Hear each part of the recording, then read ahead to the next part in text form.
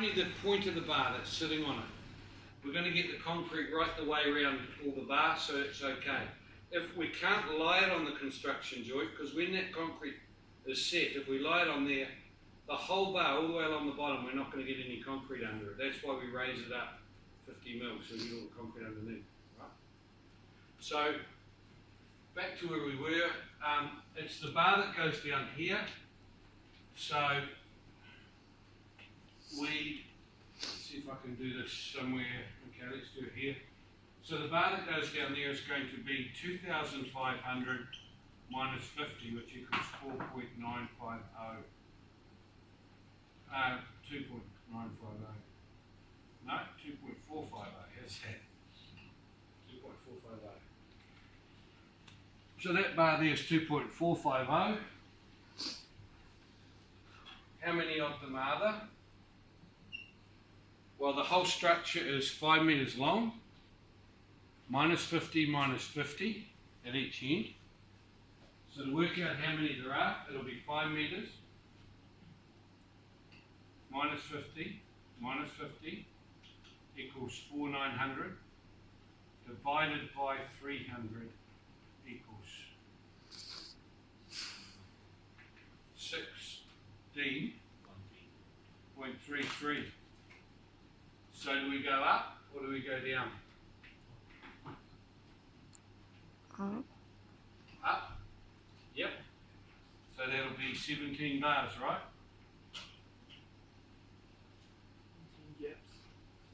Times 2, 34 bars. Does that sound alright? I think it should be gaps. You're right. 17 gaps. So we go gaps. So that means times 2 equals, equals 17 gaps equals 18 bars. Times 2 equals 36 bars. And that's the answer to that one. Sorry, which bit was it in? Okay. Which bit were you calculating for? The bars that go all the way along from the beginning of the structure to the end. Yeah. And so that's 4.9 metres divided by 300. And we end up with 36 bars there. And the weight of those, looking up the top here at my chart again, is 1.578. In fact, we can start doing the whole thing here.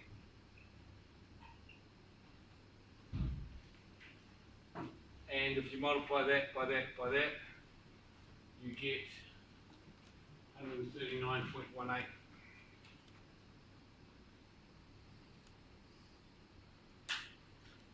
And once again, that's a straight bar.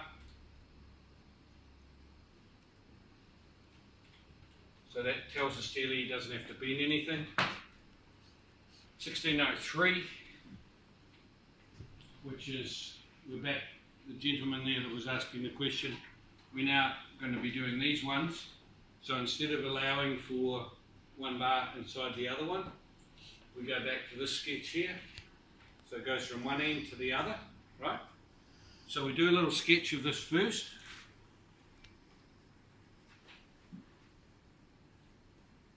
Right? And the top one is going to be exactly the same. So how long is that distance there going to be? It's going to be 300. And how long is that distance going to be? It's going to be 1900. 1900 is 2 metres minus 50 minus 50. 300 is 400 minus 50 minus 50. Because you pushed it right to the outside. I think you're going to get that 100% right when you do your calc. Yep. How many of them are there? Well, I'll let you into a little secret. Those bars go all the way for 5 metres. We just calculated 36 of them. These ones will be tied to those ones. So it's the same centres, so they will also be 36 of them. and there'll be 36 of those ones as well. So that's 36 and 36. And for those that don't trust me, I just told you a lie then, because the last bar, there's 2 of these, so that's 18 and 18, but there's only 1 of those. So there's not actually 36 of them, there's 18 of those. No one quite understood what I was talking about then, did they? To do the calculation for that bar there was 5 meters minus 50 divided by 300 equals 16.33. Goes up to 17 gaps, 18 bars altogether, 36 bars because there's 1 either side. We do the same calculation for that one. We get the same number. Multiplied by 2 because there's 2 of them equals 36. When we do that one, we get 18, but it's the same bar all the way up and down. So that's just 18.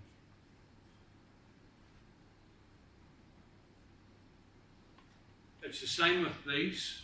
Your philosophy of one inside the other is not, it's actually one behind the other, just like that, okay? Pushed right to the outside edge.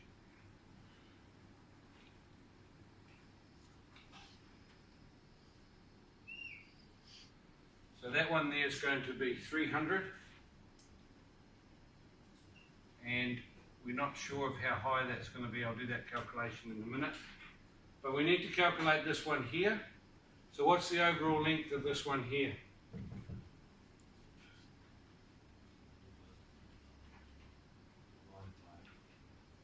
Someone had it? Yeah. So that plus that plus that. So 2,500, 2.500, which would work if you could bend steel at exactly right angles, but you can't. So I challenge anyone to get a reinforcing bar, even the strongest person at Unitech or anywhere, and do that. You can't, you're always going to form a curve. Alright, don't look at me like I can. You're going to form a curve. So what's happening with the curve is you've made it a shorter distance there by curving it. So we call it a bend allowance.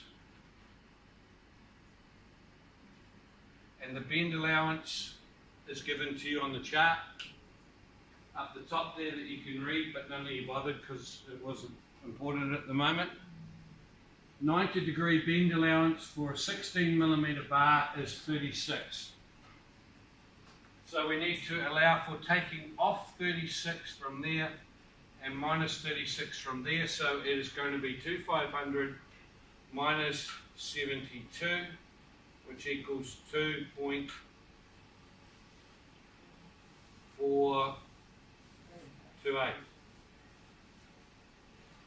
Okay, so you've always got to allow for that the bend allowance on the bar.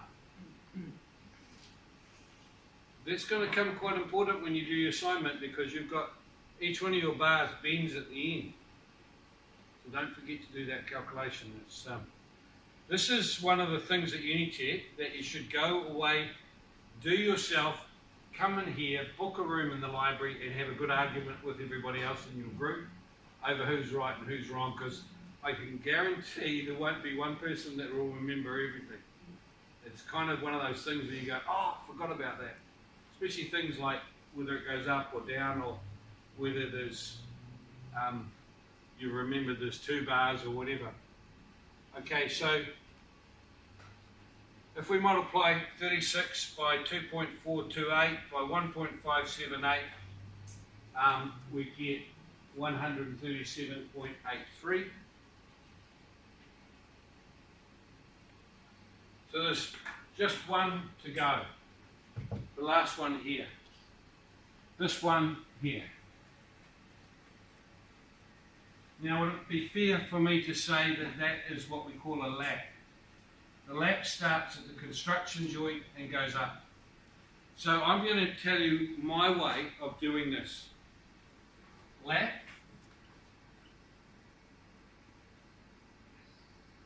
plus 100 plus 400 plus 300 minus 50.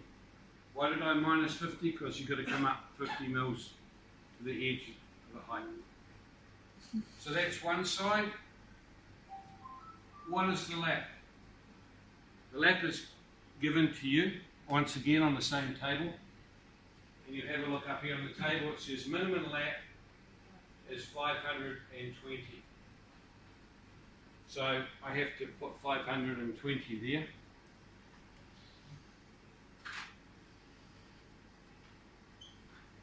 Here's an interesting question, and it's a question that's in the test. What if there was a 16mm bar lapping with a 12mm bar? Which lap would you take? Would you take 520 or 390? 520. You go?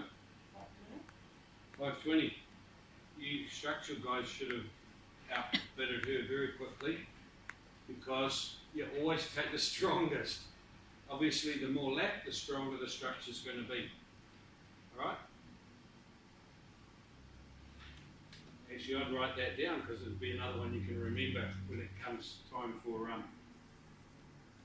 the test. So let's do this. My calculator man's about to do it here for me. 1,270, right? So we that's only one side of the bar. 1270, 1270 plus 300. So we have to allow for the red bit here, which is minus 36 on both sides. So that plus that plus that, minus 36 minus 36. Hold on a minute while I do a very quick calculation on my mental maths. It should come to 78.62.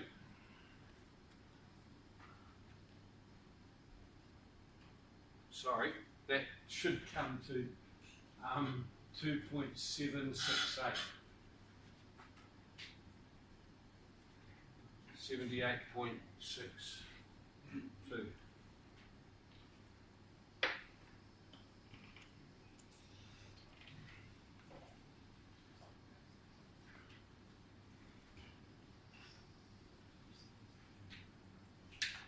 Now I get students that do that assignment. They get everything correct. You guys are going to do 5 bars, I think, don't you? Or is it 4 on your assignment? I think you've got 5 to do. They do all their bars correct.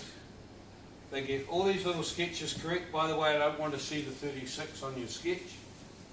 It'll just drive the steely nuts. All he wants to see is the 3 dimensions with a rectangle shape like that. And over here tells him the length that he chops it. And that tells him where he makes the bends. And he's got a mark on his bender and he'll bend it around on each end. And that bar goes out to sight. Okay?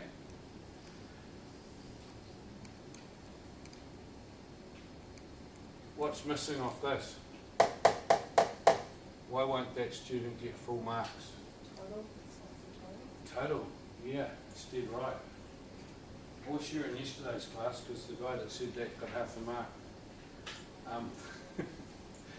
No, in actual fact, I made him do the maths.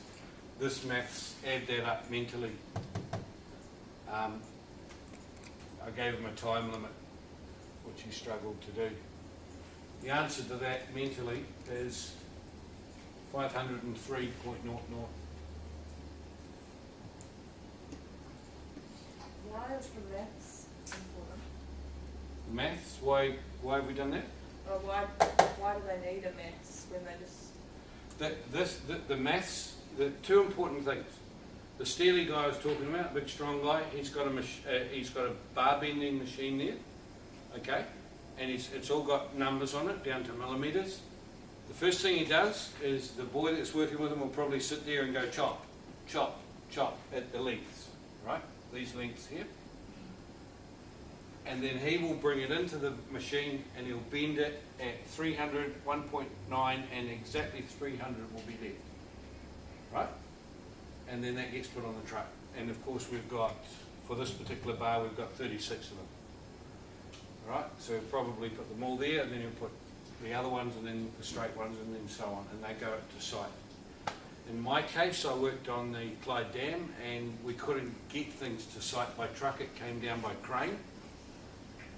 The same crane, the Germans I was working for, in Germany, I'm not being racist here, if there are any Germans around, they're very precise people, everything's perfect, right to clockwork, right? And so every time that crane was used, was a concrete pour of over 10 metres came down. And they'd worked out exactly when the dam was going to finish. And if those cages came down, that was time that the concrete wasn't being poured. So they'd allowed exactly enough time to drop it down, to unhook it and get the crane away for the next concrete pour, right? It was going 24/7. But if my reinforcing came down like this and I'd done one of these dimensions wrong, even 10 mils, it didn't fit, it wouldn't go in place. And it had to be lifted up, taken all the way back, put into the steel yard, where the guy was like this, and he just went red in the face, and he'd get his measurements out and go, no, I've done it right. He'd look at that, that's wrong, and then I would hear, by the end of it, he's walking like a German Gestapo officer down the corridors towards me, who'd done the schedule. You'd hear him coming. So I just wasted what could have been the best part of about 3 or 4 concrete pours of 10 metres of concrete. To the Germans, that was, well, let's just say it was lucky it wasn't 1945, okay? So why is the weight important? Yep, I'll get to that in a minute.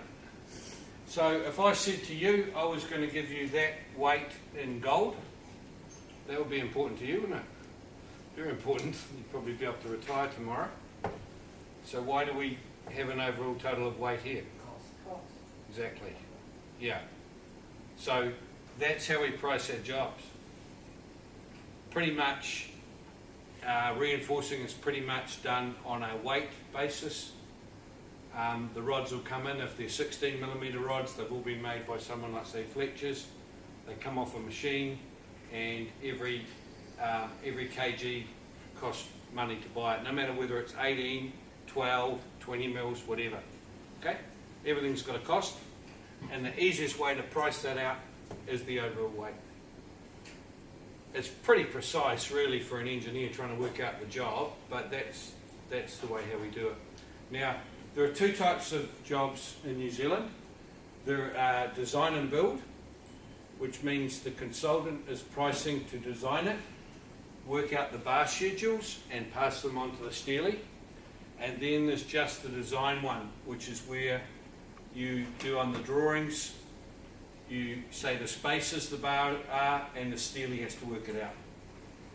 Okay, and somebody else is supervising it, so another company will come in, a surveyor will come in on the job and measure up various things.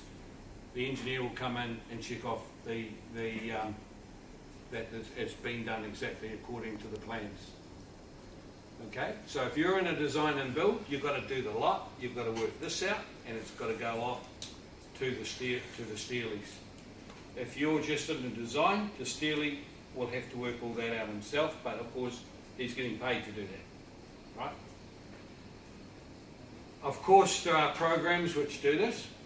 Revit has got a kind of hybrid thing that you can do it on Revit if it's simple. If it's simple reinforcing, it works. Revit is like the 3D program they do buildings in. There are other programs which actually do steel design, which I think they introduced you to in Structures 3 at Unitec. But look, it doesn't matter what it's done on, you need to have a way of doing a rough check to see that what is going out the office is correct. You know, what say you've got a job of working on a program and you're typing in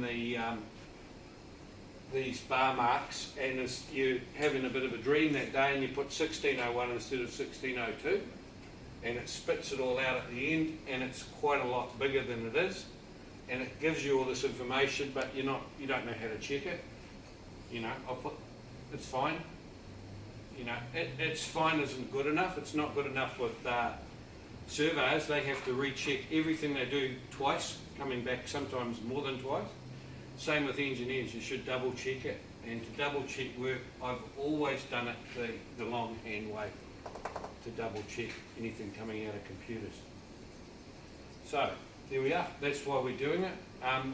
And you're going to have to, once you've done this, you're pretty much on the way to finishing assignment 3. Because the next step is to do your plan view that I drew over there, which isn't there anymore. So the next thing is to draw up your plan, which will look sort of something like this, with your reinforcing bar. I'm just doing what I did before, so there'll be that one, and there'll be that one, and there'll be another one, and there'll be another one, and so on, and so on, and so on, and then there'll be one that way, and one that way, and there'll be one that way, and there'll be one that way, and they'll be going that way as well, and there'll be one there, and there'll be one there, and it's going to look very much like that, and you're going to have to do it so that I can read your text, and no lines go through anything, okay? And on top of that, you've also got, I don't quite know how these sit, so please don't pull this one back to me with the film, but I think that they sort of sit something like that. If you have a look at the 3D, it'll probably show you sort of roughly. I can't even remember how many of these there are, but you've got a bar in here that goes around, and I'll just blow that up. It's going to go around like that, and you're going to have it lapping, and that there will be your lap. And you'll have 1, 2, 3, 4 bars going in there, as well as that one. So you need to call those up, you need to call these up, and you'll need to do this as well. So that's worth 5 marks, that's worth 5 marks, and working out the quantities is worth 5 marks as well. Now, I've also got, I'll make the answers available online to you as well while we're talking. So,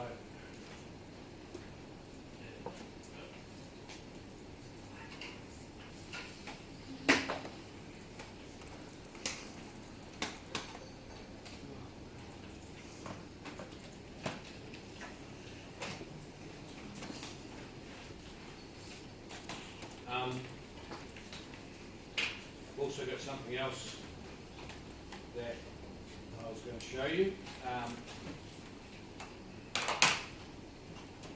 The answers are now available, and I've got another exercise as well.